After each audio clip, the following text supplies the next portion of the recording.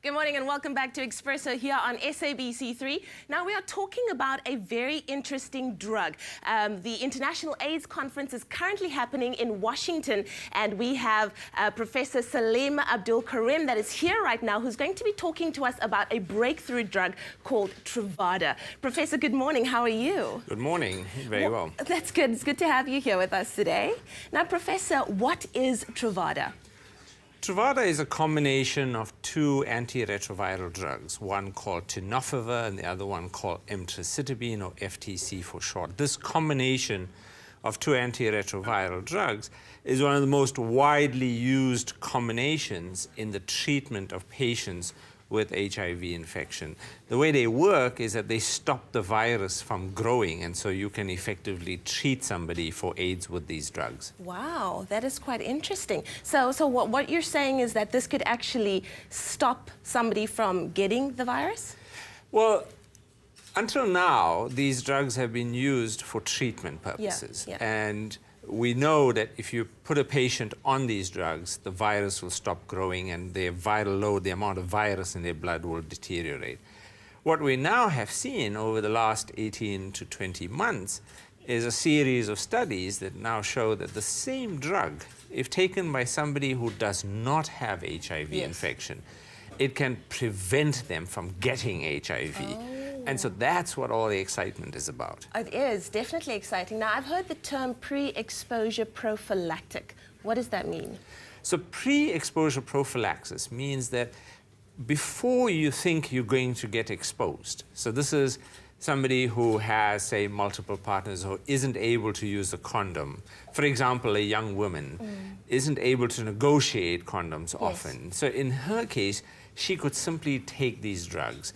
And when she does have inadvertent, risky sexual intercourse and she's being exposed to the virus, the drugs that are available in her bloodstream will then protect her from getting HIV infection. Wow, that is phenomenal, because women are 8 times more susceptible to contracting HIV than men are. Absolutely. And we know that if you look at the situation in South Africa, and in fact much of Southern Africa, the epidemic is quite unusual in the way in which women carry a disproportionate burden of the HIV infection.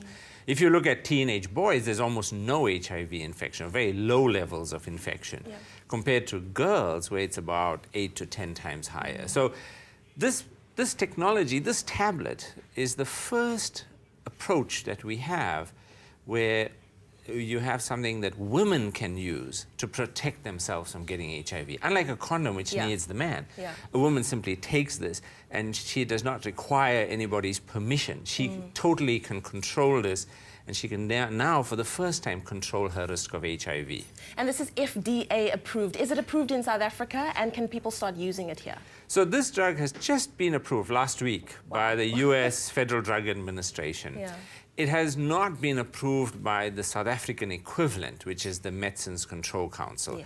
So I'm assuming the drug company Gilead Sciences will be making a submission to our local regulator for approval, and I hope that that would be an expedited one, given that the potential of this drug is so important. Wow, this is definitely very, very interesting. Thank you so much, Professor. Now, we spoke with Dr. Debbie Birnkrant at the FDA about the drug and the impact that it's expected to have on Americans, specifically whether there's a risk that it will cause people to stop practicing safer sex. So let's hear what happened in that interview. Do we think that use of the drug will lead to changes in behavior where condoms, let's say, wouldn't be used and safe sex wouldn't be practiced? Of course, we're concerned about that. However, in the clinical trials that we reviewed, we didn't really see any evidence of that. Condom use actually increased over time. It didn't decrease over time. And sexually transmitted infections either decreased or remained at baseline levels. So what we didn't see was an increase in sexually transmitted infections. So at least in a controlled clinical trial setting, we don't have any evidence for behavioral disinhibition or increased risk-taking. But that doesn't mean that that may not happen once the drug is on the market for this indication. So the company is engaged with a number of investigators who are conducting multiple trials that will look to examine adherence practices. Thank you so much, Debbie Birnkrant. Now, you actually mentioning that she was talking about your research at the Medical Research Institute. Yes, absolutely. So what we did was we used a slightly different formulation of tenofovir. And in our study, what we found, what we were looking for, is if women start and men start using these drugs, will they stop using condoms? Yes. And what we found in effect was no. It turned out that they actually increased their condom use slightly. So what has become clear to us is that this becomes an additional technology. It's not replacing condoms in education and treatment. It is one more form of prevention. And as an addition, and particularly when you have a situation where you can't use condoms, or where condoms are very difficult to have implemented, in those situations, then we have this drug has enormous potential. Well, I'm hoping that it's, because the main question is that we want to ask is, does this mean that people will stop practicing safer sex? We don't want them to be frivolous, but when will this drug be available in South Africa?